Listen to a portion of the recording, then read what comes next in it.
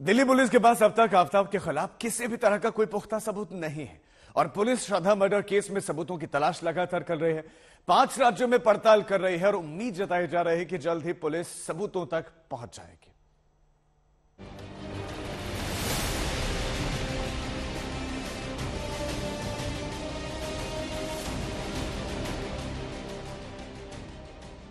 श्रद्धा murder case में सबूत तलाशने के लिए दिल्ली पुलिस ने क्या क्या नहीं किया।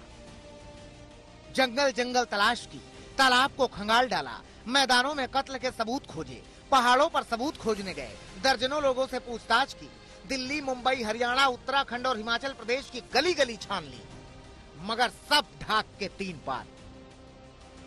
क्योंकि सामने एक ऐसा आरोपी है जो बेहद शातिर है, जिसने बहुत समझबूझ कर अपने अपराध को अंजाम दिया और बच निकलने के सारे पैतरे अपनाए। शायद यही वजह है कि आफताब अमीन पूनावाला तिहाड़ में भी चैन की नींद सो रहा है। यूं समझिए कि आफताब दिल्ली पुलिस के साथ माइंड गेम खेल रहा है और पुलिस समझ नहीं पा रही है कि शातिर को कैसे कानून के चंगुल में जकड़े, क्योंकि सबूतों के नाम पर दिल्ली पुलिस के पास अभी कुछ भी नहीं है। नार्कोटिक एनालिसिस जैसे इस केस में हुआ है, उससे पुलिस को की इन्वेस्टिगेशन को काफी लीड मिलेगी, चाहे वो admissible piece of evidence court of law में नहीं है। और जैसे और एविडेंसेस, डिजिटल एविडेंसेस जैसे कि app based location, phone call records, CCTV footage, bank transaction, इससे भी केस स्ट्रॉन्ग करा जा सकता है। ऑटोप्सी रिपोर्ट से भी पुलिस डेट ऑफ इंसिडेंट का पता लगा सकती है। अभी भी काफी कुछ करना बाकी है इस केस को और मजबूत बनाने के लिए, क्योंकि अभी सिर्फ श्रद्धा का स्कल और टीथ उसके बरामद हुए हैं।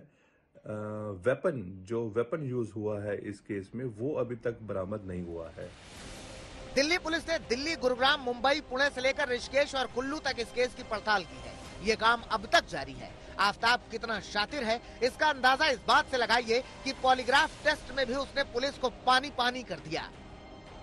आफताब कई सवालों पर चुप रहा, कई सवाल टाल गया, आधे अधूरे जवाब दिए, मुस्कुराता रहा, तनाव मुक्त दिखा। ऐसे में पुलिस के लिए उसके खिलाफ अभी ठोस सबूत तलाशने ही होंगे। मैं ये समझता हूँ कि पुलिस के लिए कोई बहुत आसान केस नहीं है, ये काफ़ी टफ केस है। इसमें क्योंकि कोई डायरेक्ट एविडेंस नहीं है, आई विटनेस नहीं है, सर्कमस्टेंशियल एविडेंस का केस है, तो सर्कमस्टेंशियल एविडेंस के केस में पुलिस को ऐसे सर्कमस्टेंसेस इकट्ठे करने पड़ते हैं जिनका एक चेन फॉर्म हो और वो चेन केवल एक आदमी की तरफ गिल्ट पॉइंट आउट करे। क्योंकि इसमें डेड बॉडी रिकवर नहीं हुई है और इसमें जो मेजर एविडेंस होगा वो साइंटिफिक। अब पुलिस की सारी उम्मीदें नार्को टेस्ट पर टिकी हुई हैं, क्योंकि इस टेस्ट में किसी शख्स को एक ऐसा ड्रग दिया जाता है कि उसका अपने दिमाग पर अधिकार नहीं रहता और ना चाहते हुए भी उसको सारा सच उगलना ही पड़ता है। पॉलीग्राफ टेस्ट में सिर्फ शरीर में जवाब देते वक्त आए बदलाव पर नजर रखी जाती है, लेकिन नार्को में टेस्ट का सामना कर रहा शख्स करीब करीब आधी बेहोशी में रहता है।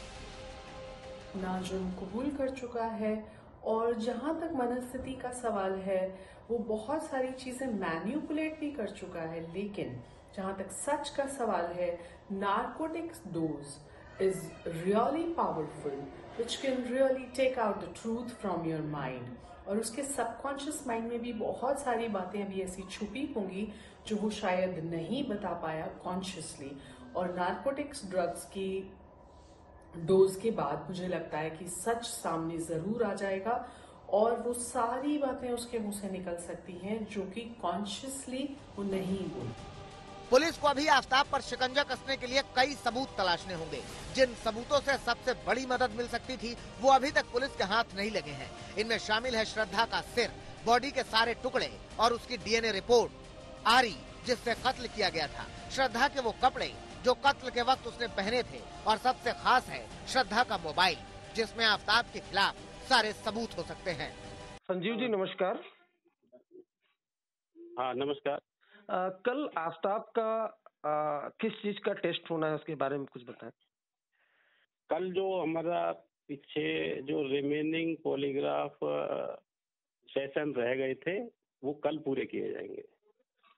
कल पूरे किए जाएंगे। ये तीसरे राउंड का होगा सर, ये थर्ड राउंड है पॉलीग्राफ टेस्ट का? इसमें कई सेशन होते हैं, जो रिमेनिंग बचे थे हमारे वो ही पूरे किए जाएंगे। तो सर क्या कोई बीच में क्या गैप भी आया था, तो क्या हेल्थ इशू था इस वजह से ये गैप? लास्ट जब हुआ था सेशन तो कुछ रह गया था उसमें, अब उसको पूरा किया जाएगा। पुलिस अब तक दिल्ली और गुरुग्राम के जंगलों से बरामद शव के टुकड़ों के डीएनए रिपोर्ट का ही CFSL से इंतजार कर रही है। इनका मिलान श्रद्धा के टुकड़ों से अगर हो भी जाता है, तब भी आफ्ताब के खिलाफ कोई बड़ा सबूत नहीं होगा और यही पुलिस की चिंता का सबब है। दिल्ली से हिमांशु मिश्रा और अरविंद ओझा के साथ आज तक ब्यूरो।